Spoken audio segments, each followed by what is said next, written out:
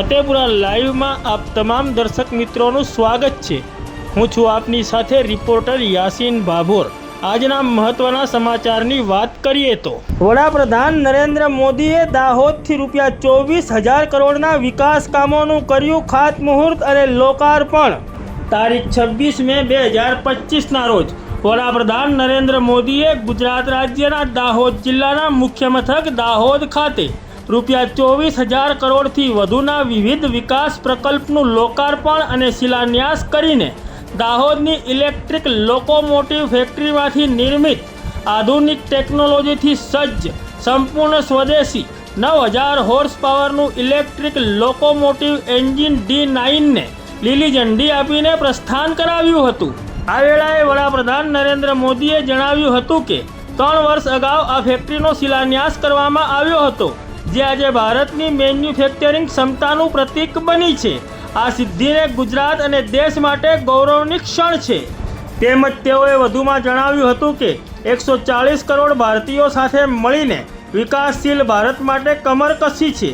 આપણા માટે હવે એ મહત્વનું છે કે દેશ માટે જે કંઈ જરૂર પડે એ આપણે ભારતમાં જ બનાવીએ। આજે દેશ ઝડપથી મેન્યુફેક્ચરિંગની દુનિયામાં આગળ વધી રહ્યો છે।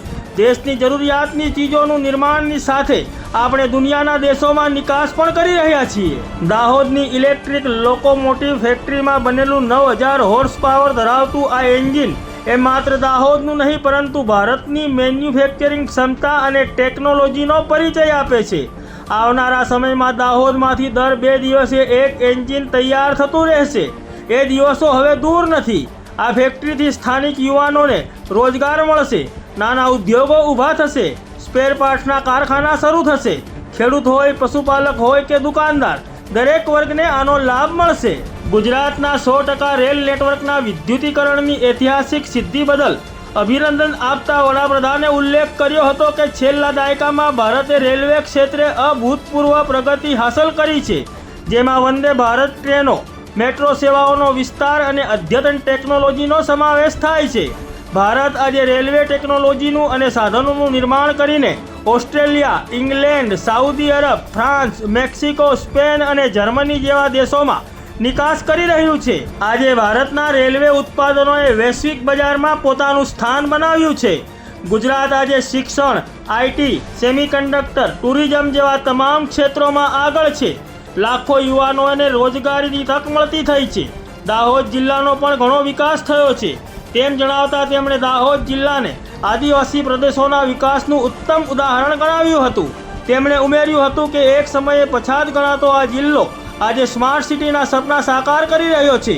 આજે દાહોદની સ્માર્ટ સિટી, એસ્પિરેશનલ ડિસ્ટ્રિક્ટ અને હવે રેલવે ઉત્પાદનનું હબ તરીકે નવી ઓળખ પ્રસ્થાપિત થઈ છે।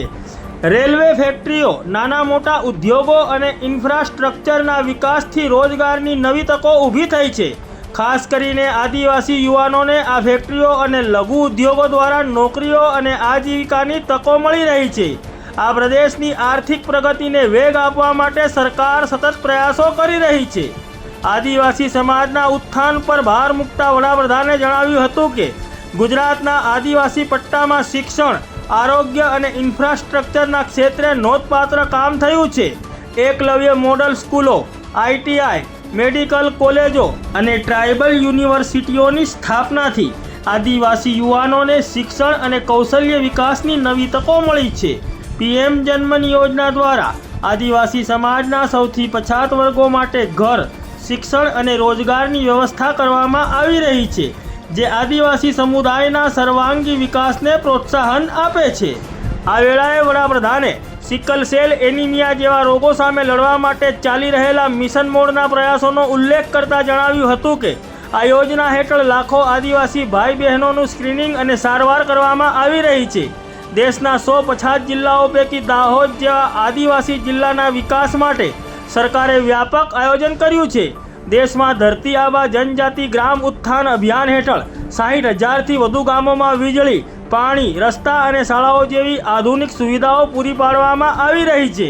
વડાપ્રધાને દેશની સુરક્ષા અને સ્વાભિમાન પર ભાર મૂકી ભારતના સંસ્કારો અને ભાવનાઓની અભિવ્યક્તિ રૂપ ઓપરેશન સિંદૂરનો ઉલ્લેખ કરતા ઉમેર્યું હતું કે આ ઓપરેશન દ્વારા ભારતીય સેનાએ આતંકવાદ સામે કડક કાર્યવાહી કરી જે 140 કરોડ ભારતીયોના ગૌરવનું પ્રતીક છે. તેમણે વધુમાં જણાવ્યું હતું કે ભારત આતંકવાદનો જવાબ ચૂપ રહીને નહીં પરંતુ કડક પગલાં લઈને આપે છે. આ ઓપરેશન એ દેશની સેનાઓના શૌર્ય અને નિર્ણાયકતાનું પ્રમાણ છે. વડાપ્રધાને વધુમાં જણાવ્યું હતું કે મારા માટે તો આદિવાસી સમાજ એ મારી સેવા યાત્રાનો મજબૂત આધાર રહ્યું છે.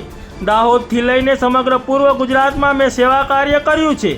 આજે દાહોદ સમૃદ્ધ બન્યું છે એ જોઈને મને ગર્વ થાય છે. દાહોદની આ ધરતી ત્યાગ અને બલિદાનની ધરતી છે. મહર્ષિ દધીચીએ આ ધરતી ઉપર દેહાહુતિ આપી સૃષ્ટિની રચના માટે તપ કર્યું હતું. ત્યાં ટોપે હોય કે માનગઢ ધામના શહીદો, આ ધરતીને ભારત માતાના સંતાનોના બલિદાને પવિત્ર બનાવી છે. ત્યારે આ પ્રસંગે ગુજરાતના મુખ્યમંત્રી ભૂપેન્દ્ર પટેલે ઓપરેશન સિંદૂર બદલ વડાપ્રધાન અને સેનાને અભિનંદન પાઠવતા જણાવ્યું હતું કે વડાપ્રધાને ઓપરેશન સિંદૂરથી આતંકવાદ સામેની દેશની લડાઈના નવા માપદંડ નિયત કર્યા છે. હવે આતંકનો જવાબ ત્વરિત, સચોટ અને સતત કાર્યવાહીથી અપાશે તેવા નિર્દેશ તેમણે આપ્યા છે. તેઓ દેશની સુરક્ષાની સાથે સાથે વિકાસની રાજનીતિથી નવા ભારતનું નિર્માણ કરી રહ્યા છે.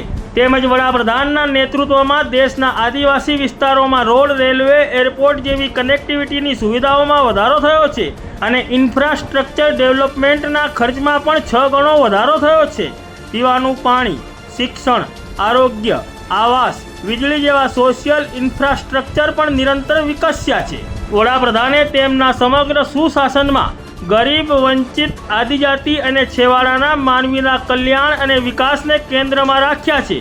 દાહોદમાં આધુનિક રેલવે પ્રોડક્શન વર્કશોપ યુનિટ સહિત આદિજાતિ વિસ્તારો, મધ્ય તથા ઉત્તર ગુજરાતના જિલ્લાઓને કુલ ₹24,000 કરોડથી વધુના વિવિધ વિકાસ કામોની ભેટ મળી તે આ દિશામાં વધુ એક કદમ છે, તેમ ગુજરાતના મુખ્યમંત્રી ભૂપેન્દ્ર પટેલે જણાવ્યું હતું.